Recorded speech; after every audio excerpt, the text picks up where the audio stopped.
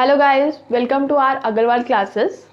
मैं चेतना आज से आप सभी को इंग्लिश की क्लासेस दूंगी, जिसमें कि हम आपको JNVST का सिलेबस कवर कराएंगे एंड हम आपको एक्स्ट्रा टॉपिक्स भी कवर कराएंगे, जिससे कि जो हमारे weak, average and intelligent students हैं उनको हमें सबको बैलेंस करके चलना है, क्योंकि हमें सिर्फ इंटेलिजेंट स्टूडेंट्स को या एवरेज स्टूडेंट्स को कंसीडर नहीं करना, हमें तीनों को जो हमारी सक्सेस रेट है उसको हमें 100% देना है, ताकि हर एक स्टूडेंट को अपॉर्चुनिटी मिले। अब कौन कितना ग्रैब करता है वो इट्स अप टू यू।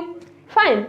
सो मैं आपको बताती हूँ कि जो हमारा सिलेबस है JNVST का, उसमें हम 4 चीजें लेकर आते हैं: synonyms, antonyms, word meaning and comprehension. Okay, then अब एक बात बताइए, जब आपके जो सिलेबस है आप डायरेक्टली किसी भी 3rd सीढ़ी पे 5th सीढ़ी पे तो नहीं चढ़ेगी ना, ऑब्वियसली आपको पहले एक सीढ़ी पे पैर रखना पड़ेगा। अब जो पहली सीढ़ी है, जिन बच्चों को ये पहली सीढ़ी आती है, ये हमारे बेसिक्स है, जिससे कि हम इन सब चीजों को समझ सके। ओके स्टूडेंट्स, अब जो हमारे पास ये सारे एक्स्ट्रा टॉपिक्स हैं, जिन स्टूडेंट्स को ये नहीं आते वो मेरे साथ इन टॉपिक्स को कवर करेंगे पहले, और जिनको ये आते हैं वो इसको कवर करेंगे। इसीलिए मैं आप सभी के लिए ये जो दोनों टॉपिक्स हैं इनको पैरेलल लेके चलूंगी। फाइन। जो स्टूडेंट्स इनके साथ अच्छे से फेमिलियर है वो स्टूडेंट्स क्या करेंगे, इसको कवर करेंगे, अपने एग्जाम की प्रिपरेशन करेंगे, और जो स्टूडेंट्स इनके लिए फेमिलियर नहीं है वो पहले इसको कंप्लीट करें, देन इस पर आए। ओके स्टूडेंट्स, तो हम स्टार्ट करते हैं। देखिए, अब मैं आपको बताती हूँ कि हमारे पास जो सिलेबस है JNVST का, उसमें synonyms, antonyms, word meaning and comprehension ये है क्या। अब सिनोनिम्स से समझ तो आ रहा है यार कि सिनोनिम्स है।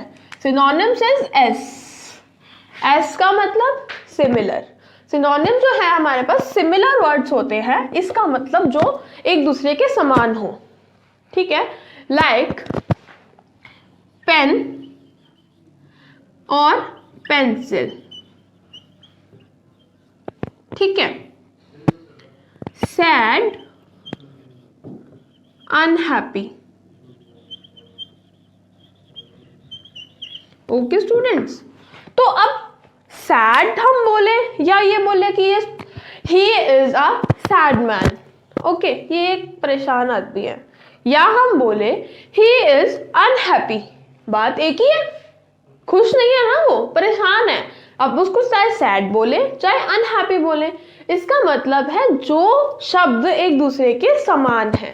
Okay, next is antonyms. Antonyms का मतलब होता है ऑपोजिट। तो एंटोनिम्स जो है उसको हम ऑपोजिट बोलेंगे। ऑपोजिट में कैसे वर्ड्स आते हैं, जैसे मैंने आपको सैड का एग्जांपल दिया, अगर इसका सिनोनिम बोलेंगे तो अनहैप्पी, और अगर इसी का एंटोनिम बोलेंगे तो क्या होगा बच्चों, हैप्पी। ठीक है, इसी का एंटोनिम हुआ हैप्पी। अब ऑपोजिट में क्या आ गया कि एक दूसरे के ऑपोजिट होना, एक दूसरे के खिलाफ होना, अगेंस्ट होना, जो चीज उसकी उल्टी है। अगर मैं खुश हूं, खुशी का एंटोनिम क्या होगा, दुखी, और दुखी का एंटोनिम क्या होगा, खुशी।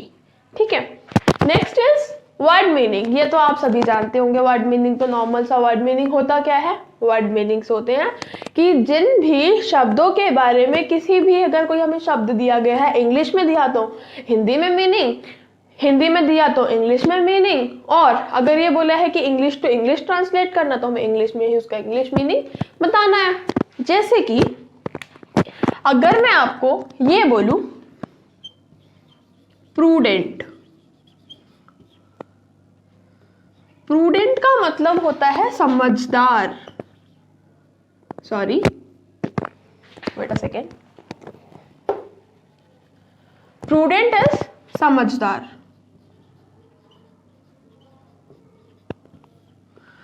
या हम इसको इंटेलिजेंट भी बोल सकते हैं, बट अगर हम एडवांस इंग्लिश पे जाते हैं तो प्रूडेंट बोलेंगे, नॉर्मल इंग्लिश में है तो इंटेलिजेंट बोलेंगे। ठीक है, मैं आपको एक अपग्रेड लेवल पे ले जाने के लिए बात कर रही हूँ, तो ये मत सोचो एकदम से हमें जंप मार रही है मैडम, नहीं, हम धीरे धीरे चलेंगे। ठीक है, फिर हम आते हैं कॉम्प्रीहेंशन। कॉम्प्रीहेंशन आप सभी को पता है कि आपको एक पैसेज उठा के दिया जाएगा, इतना बड़ा पैराग्राफ होगा, उस पैराग्राफ के कुछ क्वेश्चन आंसर्स होंगे, आपको उनके आंसर्स देने हैं क्वेश्चंस के। अब ये क्या है मैं आपको सिर्फ इतना बताऊंगी, बाकी इसको हम नेक्स्ट वीडियो में कवर करेंगे क्योंकि थोड़ा सा लेंदी हो जाता है। फिर इसमें हम इंकी पंकी कैसे कर सकते हैं वो मैं आपको बता दूंगी। Okay, let's start. कॉम्प्रीहेंशन जो है इसमें आपको ऐसे ऐसे एक पैराग्राफ दिया जाएगा। अब ये बोला कि ये क्वेश्चन है भाई, इसका आपको मिला, अच्छा यहाँ ये वर्ड है, यहाँ से इसका आंसर मिल गया। अब आंसर कैसे ढूंढना है वो मैं आपको एक सेपरेट वीडियो बनाऊंगी, उसमें हम कवर करेंगे। ठीक है, ये सिर्फ इंट्रोडक्टरी वीडियो है, तो मैं आपको सिर्फ इसके अंदर इंट्रोडक्शन दूंगी कि हमारे जो वर्ड्स है या हमारा जो सिलेबस है या हमारा जो एक्स्ट्रा टॉपिक है, मीनिंग्स क्या है उसके अंदर हमें करना क्या है, that's it. Okay, next is tense. Tense जैसे कि आपने सुना ही होगा, कुछ भाइयों के नाम है ये। ठीक है, इसमें 3 तरीके के भाई होते हैं, उन तीनों के 4 बच्चे होते हैं, उसके बारे में हम इसमें पढ़ते हैं। सिंपल, आपको पता ही होगा, पास्ट, प्रेजेंट एंड फ्यूचर। जिनको नहीं पता उनके लिए मैं इस पे सेपरेट वीडियोस बनाऊंगी, और अगर जो जानते हैं फिर भी रिवाइज करना चाहते हैं तो अच्छा होगा कि आप इस वीडियो को देखें, ताकि आपके माइंड में जो भी चीजें हैं वो रिकॉल हो जाए, आपको दोबारा से समझ में आ जाए। ठीक है, अब इनके तीनों के 4 बेटे हैं। अब ये कैसे है, कौन है, क्या है, ये मैं आपको सेपरेट वीडियो में बताऊंगी। आज के लिए इतना ही। नेक्स्ट है हमारे पास आर्टिकल्स। ये आपको पता ही होगा स्टूडेंट्स, ए, एन, द, हम बहुत सारी चीजों में कवर करते हैं। It is a marker, fine, she is a girl. ऐसे ही eat an apple regularly, okay, keep a doctor away. तो एन क्यों लगा उसके पीछे, क्योंकि वो वॉवल्स में आ रहा है, ए, ई, आई, ओ, यू। ये मैं आपको सेपरेट वीडियो में बताऊंगी। बाकी आर्टिकल्स में ए, एन, द, हमें ये लगाने कहाँ है और क्यों लगाने हैं, इसके रीजंस मैं आपको बताऊंगी। फिर आते हैं मोडाल्स। मोडाल्स क्या करते हैं, 2 सेंटेंसेस को जोड़ने का काम करते हैं। ठीक है, या फिर जो मोडाल्स के अंदर, जैसे कि यहां हमने लिखा कोल्ड,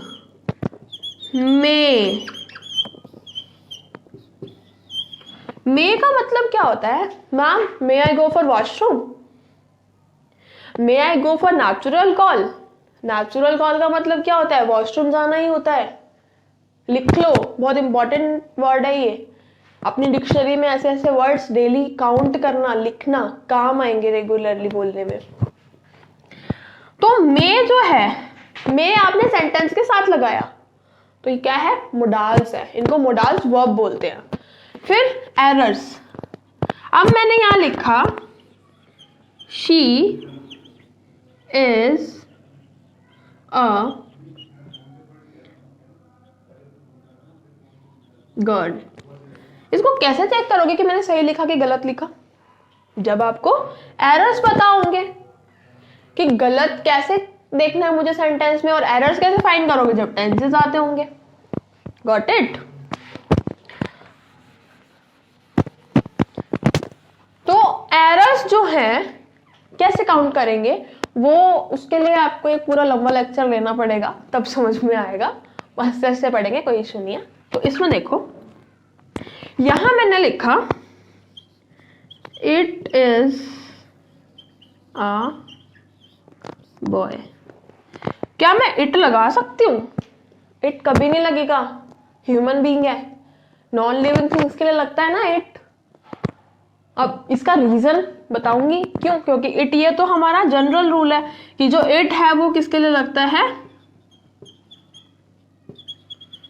नॉन लिविंग के लिए लगता है। ठीक है, यहां पे इसको करेक्ट क्या करेंगे हम, ही इज अ बॉय। अब मुझे टेंसेस आते हैं, मुझे पता है कि इट को नॉन लिविंग के साथ लगाएंगे और ही जो है वो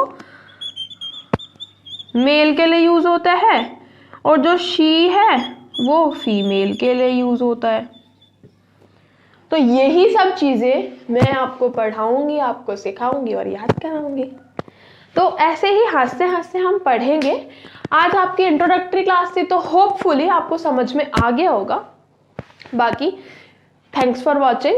आप सभी के लिए इस पे सेपरेट वीडियोस आएंगी। अगर किसी भी बच्चे को कोई भी चीज इस टॉपिक्स में समझना आई हो कि टॉपिक है क्या, तो मुझे प्लीज कमेंट बॉक्स में बताइए, मैं आपका डाउट जरूर क्लियर करूंगी। Thanks for watching, bye bye.